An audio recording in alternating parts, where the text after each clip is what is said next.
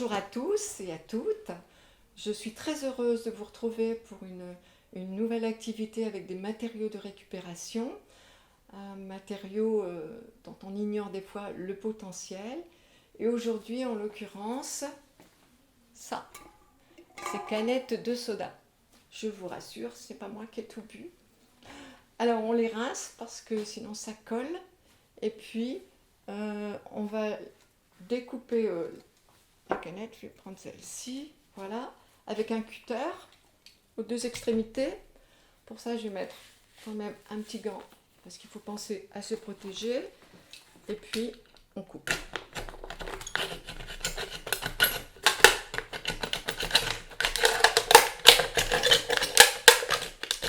Ça fait du bruit, hein. Voilà. Le deuxième côté.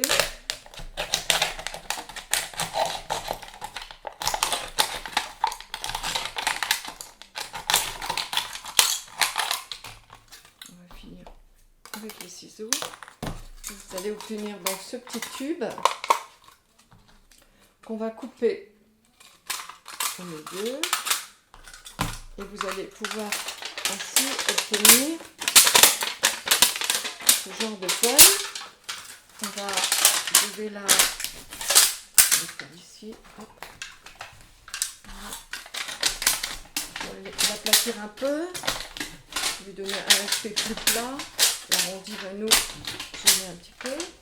Et avec mes grands ciseaux, inutile d'avoir une pince spéciale tôle. Je vais quand même enlever la bordure un petit peu blessante. Voilà. Et dans ce matériau, eh bien, vous pouvez soit faire ce cœur ou ces cœurs, c'est-à-dire du collage un petit peu mosaïque avec des petits morceaux. Et pour ça, il faut une super colle un peu plus puissante que d'habitude, hein, genre super glue. Vous pouvez recouvrir aussi l'éternelle boîte à bijoux, hein, pas de souci, en faisant des tout petits morceaux. Voilà, comme ça. On peut aussi faire un cadre. Alors là, je vais vous montrer, vous avez un cadre complètement bariolé avec toutes les couleurs possibles de métal. Et puis un cadre tout rouge avec une marque bien connue. Donc vous prenez vos petites languettes de métal que vous posez comme ça. Voilà, je vais enlever le gant, ça sera mieux. Et puis il suffit de plier derrière. On coupe ce qui dépasse. Et il n'est pas forcément utile de mettre de la colle. Vous avez là un superbe cadre. Voilà. Mais aujourd'hui, la mosaïque, c'est le montage de petits morceaux. Donc on va faire des petits morceaux, mais on va faire ça.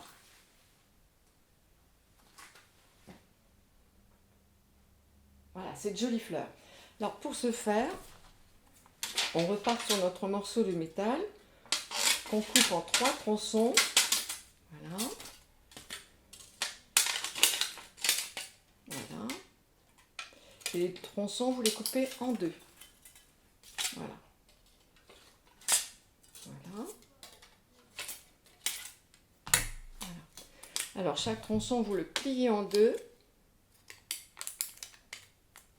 Et là, on va couper notre feuille.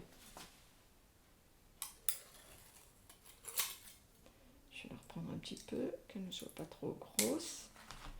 Voilà. Et vous avez ainsi une jolie feuille.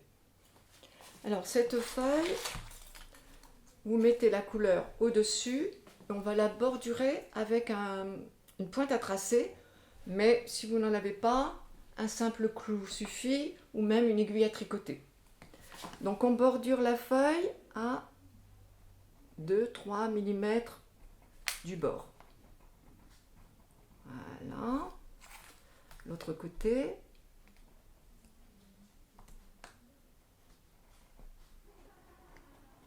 Voilà, ce qui donne ceci. La nervure centrale, il n'est pas nécessaire de la tracer puisqu'elle est déjà marquée par le pli. Et on va faire les petites nervures. Voilà. De chaque côté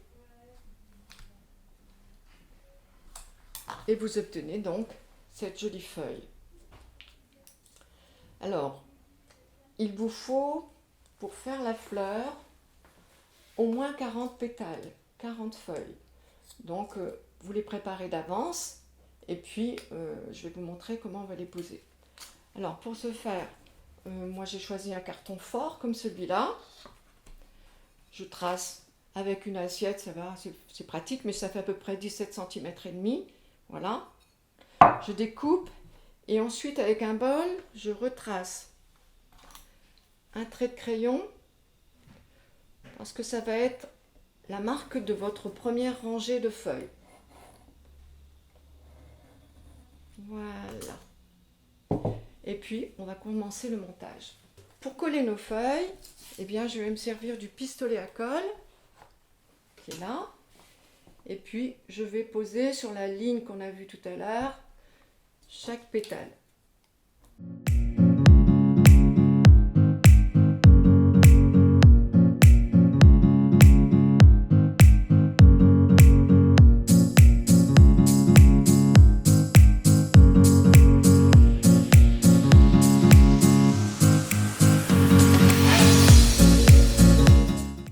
Voilà votre premier rang. Maintenant, on va mettre le second rang en quinconce. Vous voyez, j'ai tordu un petit peu la feuille.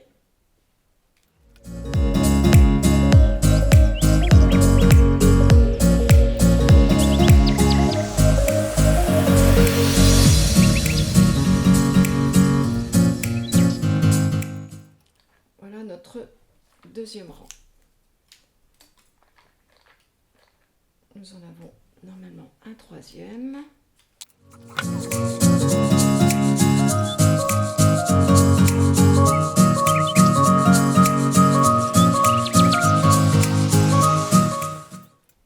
Et au centre, normalement, j'ai quelques petites feuilles pour terminer, mais un peu plus courtes, un peu plus rondes, pour symboliser plus le cœur de la fleur.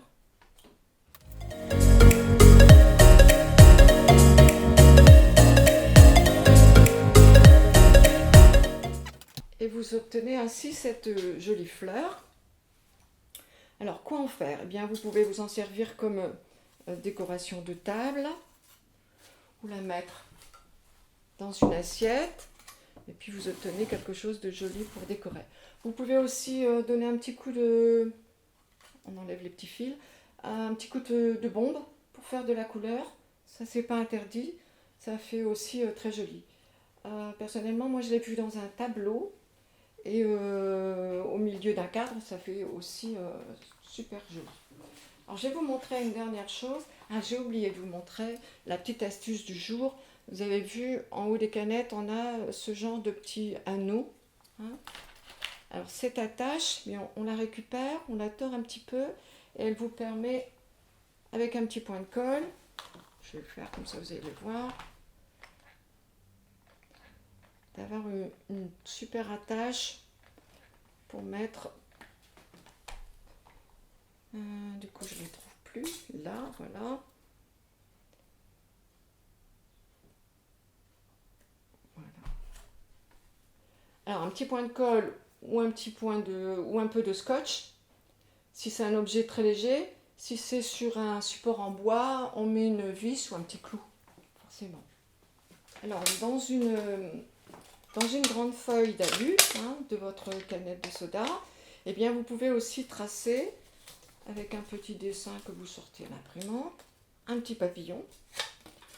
Vous le reportez sur votre feuille en alu, avec un feutre indélébile, ça va mieux après pour retrouver le contour. Vous le découpez, vous obtenez un beau petit papillon comme celui-ci, ou comme celui-ci. Vous le collez sur un pic à brochette, et puis vous pouvez les mettre dans vos pots de fleurs.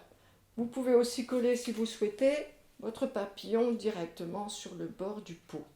C'est très joli aussi. Vous pouvez, regardez, je ne sais pas si on voit à l'écran, mais on peut faire aussi des feuilles et des papillons avec des bouteilles d'eau plastique et ça donne un autre style, un autre résultat. Et en attendant de vous revoir, eh bien, laissez-vous guider par vos envies et réalisez de belles choses. À bientôt!